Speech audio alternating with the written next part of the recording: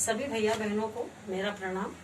मैं मंजू भदौरिया आदर्श विद्या मंदिर ब्यावर में विज्ञान विषय की अध्यापिका हूँ। मैं आज आप सभी को पाचन तंत्र की जानकारी दूंगी।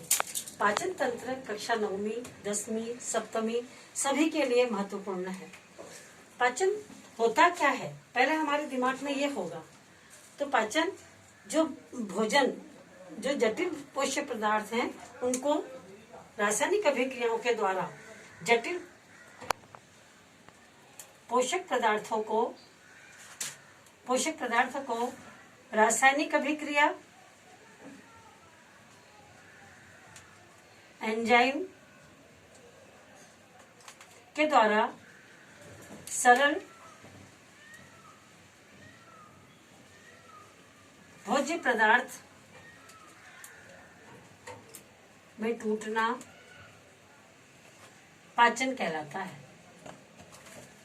अब ये जो हम खाद्य पदार्थ को भोजन लेते हैं, शरीर में विभिन्न प्रकार के ग्रंथियां, पार्ट्स हमारी बॉडी के अंदर होते हैं जो भोजन को पचाने का कार्य करते हैं। आप लोगों ने सुना होगा कि ये इस प्रकार से हमारे बॉडी में ग्रंथियां पाई जाती हैं। ग्रंथियां जो होती हैं ये रस स्रावित करती हैं, ये रस एंजाइम स्रावित करते हैं और ये एंजाइम ही क्या करते हैं, भोजन का पाचन करते हैं। तो भोजन का पाचन कौन करता है, एंजाइम्स करते हैं। जटिल पोषक पदार्थों को सरल पोषक पदार्थों में तोड़ना क्या कहलाता है, पाचन कहलाता है। और ये पाचन का काम कौन करता है, एंजाइम करता है। अब ये ग्रंथियां जब हमारे दिमाग में आ जाती है तो हमें ये ध्यान रखना होगा कि किस प्रकार से ये भोजन का पाचन होगा। भोजन के पाचन को समझने के लिए हमको थोड़ा सा ध्यान देना होगा। कोई भोजन है, ये भोजन है, ये हमारे मुख में आता है। भोजन जैसे ही मुख में आता है तो हम क्या देखेंगे कि मुख से कहाँ जाएगा, ये ग्रसिका से होते हुए ग्रास नली से होकर के अमाशय से छोटी आंत से बड़ी आंत से मलाशय से बाहर निकल जाता है। तो आहार नाल से लेकर के जो मल द्वार तक का जो भाग होता है वो क्या कहलाता है, पाचन तंत्र का एक भाग कहलाता है।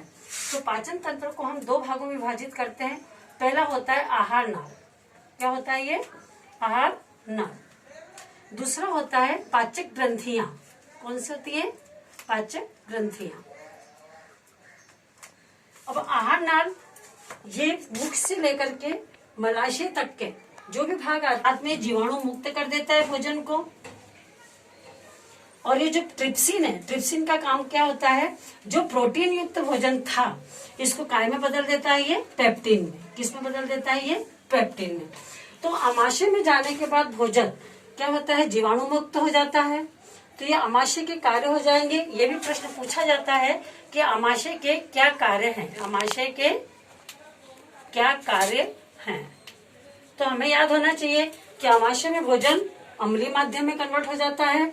दूसरा जो ट्रिप्सिन एंजाइम पाया जाता है ये भोजन को काय में कन्वर्ट कर देता है, पेप्टिन को ये जो प्रोटीन होती है उसको पेप्टिन में कन्वर्ट कर देता है और भोजन जीवाणु मुक्त हो जाता है। मुख से लेकर के मलाशय तक के जो भी भाग आते हैं हमारे पाचन क्रिया के अंतर्गत में, वो आहार नाल के अंतर्गत में आते हैं। अब मैं आपको पाचन क्रिया कैसे संपन्न होती है उसकी जानकारी दूंगी। जैसे ही भोजन मुख में प्रवेश होता है, मुख में क्या पाए जाते हैं, दांत पाए जाते हैं। क्या पाए जाते हैं, दांत पाए जाते हैं। दांत क्या काम करते हैं, दांत भोजन को चबाने का काम करते हैं। दांत क्या कार्य करते हैं, भोजन को चबाने का, काटने का, कुतरने का काम करते हैं। यही दांत के पास बीच में क्या पाई जाती है, जीभ पाई जाती है।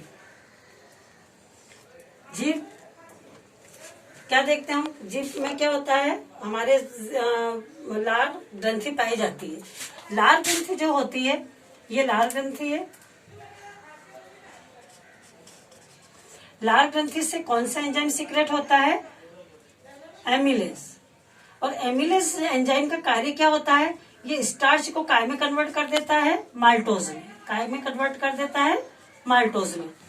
तो जैसे ही भोजन मुंह में जाता है, मुंह में जिह्वा में लाल रस पाया जाता है, जिससे भोजन लुगदी के समान हो जाता है।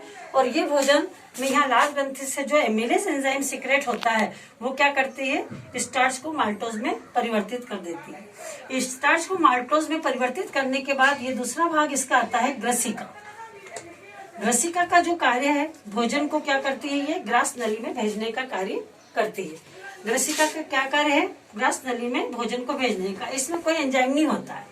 इसके बाद ये हमारे पास आता है ग्रास नली। ग्रास नली में कोई एंजाइम नहीं पाया जाता है। ग्रास नली जो होती है, ये यहाँ पर क्रमाकुंचन गति होती है, और क्रमाकुंचन गति के द्वारा क्या होता है, भोजन आमाशय में जाता है। किस में जाता है, ये आमाशय में। तो ग्रास नली से भोजन कहाँ छोड़ा जाता है, आमाशय में। ये भोजन आया यहाँ से, ये आया और आमाशय में आया। आमाशय में आमाशय रस पाया जाता है। क्या पाया जाता है, यहाँ पर आमाशय रस पाया जाता है। और आमाशय रस में HCl, रेनिन और ट्रिप्सिन, कौन सा एंजाइम होता है, ट्रिप्सिन। तो आमाशय रस में क्या क्या पाए जाते हैं, HCl, रेनिन और ट्रिप्सिन। आमाशय में 3 एंजाइम्स जो पाए जाते हैं। और आमाशय का स्तर कैसा होता है, श्लेष्मा का बना होता है। किससे बना होता है, ये श्लेष्मा से। तो जैसे ही भोजन आमाशय में जाता है, यहाँ पर HCl भोजन को अम्लीय में परिवर्तित कर देता है। तो HCl का कार्य क्या हो जाएगा, यहाँ अम्लीय माध्यम में कन्वर्ट करना।